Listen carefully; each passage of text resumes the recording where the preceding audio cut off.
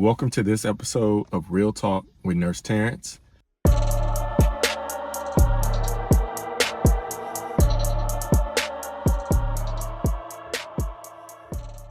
Today, we're going to talk about being a nurse in a religious cult.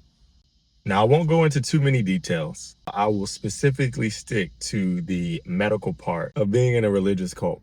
But I'm going to share a unique experience that I had some time ago. One thing you need to know about religious cults is that, of course, there's a blend of ideas when it comes to faith and the divine healing and the natural herbs of the field. All those things are kind of more heavily relied upon. I think there are different flavors of religious cults out there, and there may be a spectrum, and some may lean more towards divine healing and natural herbs and medicine. Some may kind of have a middle ground where they do both natural pharmaceuticals, right? Or pharmaceuticals from the world, herbs, and then of course the divine healing. Me being in a religious cult, there's a specific experience that I want to share. It has to do with a time where I was actually called upon. I was sitting down one day, there was some type of meeting that was going on, and I had a brother come and run up to me. Hey, we need you outside. We need you outside. This girl, she fell and hit her head. I'm an ER nurse, right? I have a history of ICU training, history of ER training. I know what to do. At that time, I currently work in the ER and the pediatric ICU. This young female, I walk outside. I'm like, okay, the Most High, be with me, right? All right. I go outside. All I see is one of the pastors laying hands on this young girl. Anybody who's been in any religious circle, you know what I'm talking about. They're physically laying hands on her, and she's kind of just knees buckling, looking like she's gonna pass out. And there are other women, yelling and kind of hollering, and the elder out there, and they're speaking in tongues and like praying over her. I'm walking to this situation, and naturally I see, okay, there's a woman in distress, and I see other people in distress. The way that they know how to process this is, let's lay hands and let's command healing for whatever it is that they're praying for her injury, for the God that they believe in to act and to move, or something, for a result to come forth for her to feel better. Naturally, as a nurse, I walk out and I'm like, she fell, she hit her head. Hey, we need to lay her flat. We need to hold C-spine. There is a balance, right? There's a balance. There is the natural and then there's the spiritual, right? I understand and I respect what's happening and taking place, but I also know medically we need to do something more. I go out there and I'm like, okay, I understand we laying hands, but right now this little girl could have a broken neck, cervical spine fracture, right? Number one thing I'm thinking of is a head bleed, cervical spine fracture. I get the story.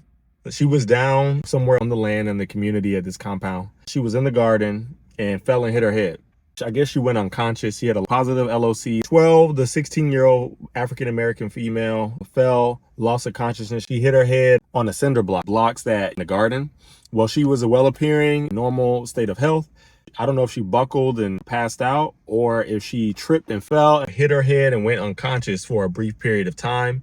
And allegedly there was a report of like convulsing, like seizure-like activity. She slowly regained consciousness and they rushed her to where I was. I was in a building, and they pulled up outside of the building and called like her mother and father and some other leaders of the congregation. The meeting's still going on and they pull me out. So I go out and see this small group around her. I get to her, she's standing. I'm like, okay, what's going on? Immediately training kicks in. I'm like, all right, y'all, we need to hold C-spine. We need to lay her flat. Is she bleeding in her brain? Is she awake? Is she conscious? I don't know. I have to be able to visually assess her. I don't have all my equipment. I'm not in the ER. You have to improvise. I quickly do an assessment. She's breathing spontaneously. She's able to answer, minor questions and things of that nature. She's opening her eyes purposefully. She's moving all of her extremities. I'm like, okay, there's something here. She's breathing spontaneously, ABC, airway, breathing, circulation. She got a pulse. She's breathing. You know what I'm saying? She's neurovascularly intact. She's awake and alert. I say, we need to carry her somewhere. We don't have a backboard. We don't have anything. So they lay her down on some chairs. I'm like, hey, we need to take her to another place. We take her to somewhere else.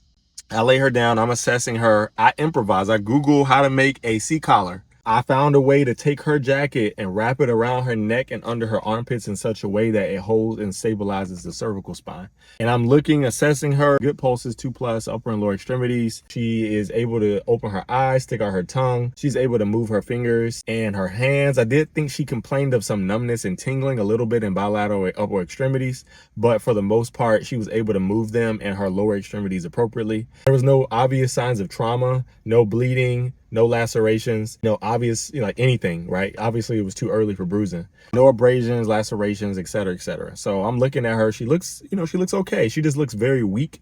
She's shivering. She's shuddering. She's kind of stammering at the lip a little bit. I'm like, is she diabetic? I don't have a blood sugar machine on me because like my medical bag is somewhere far away in the tent. In my mind, I'm like, what the hell? We need to get her to the ED. I believe in this divine healing at this, in this time, but I'm also like, hey, we need to do something more here. Are we going to have to medevac her out of here? Like, how much time do we have? I wasn't able to do vital signs. I could palpate a pulse and I could tell it was strong because she was okay. She just complained of like a headache, I think, at that point. And I'm like, oh shit, is she bleeding in her brain? Like, did she fracture her neck? I don't know. She obviously still had diaphragmatic breathing. She didn't hurt C5. She still had spontaneous breathing. Hey, we need to throw her in the car. What was interesting was the pastor's wife came to me and said, hey, pastor said, you need to make a decision about what we need to do with her. I was like, oh shit, okay. And I was like, we need to get her to the ER because we need to determine if she's bleeding and if she broke her neck. What else is going on? There could be more happening, right? Those are my two biggest concerns at that moment. And then, of course, obviously, if she fractures something else in her body, right, that we're missing. I was like, hey, she has her little temp C-collar on. I'm like, hey, let's stuff her in the back of y'all car and we need to get her out of here. So they actually drove her to the ER. Turns out later that day, no bleed, no cervical fracture. She's completely fine. They all had a rejoicing. It was a positive moment. It was a very interesting situation. Remember, being in a religious cult, there's a hesitancy against vaccinations, a hesitancy against modern medical system, against medical treatment. Some people love the fact that we have trauma care and emergency care. Other people, they don't want to go to the doctor at all. There's a lot of hesitancy with medical intervention. It's a balance and there's a duality in your mind being a medical provider in a religious cult. On one hand, you're like, I have the medical knowledge. On the other hand, there's divine healing from the deity that they believe in. I hope this story has been very interesting for those who are non-medical. For those who are medical, you never know when you're going to have to pull out your tools, the tricks out of your bag, and be able to use your clinical skills and assessment for moments in times such as this. Just because you're a medical professional or in a medical profession, that doesn't mean you don't have a history of being a part of some type of group. And for me, I was a nurse in a religious cult. And my skills were used many, many times. And I'm just sharing this experience. Remember to like, comment, share, subscribe, and tune in for future episodes. If you like this, support your boy.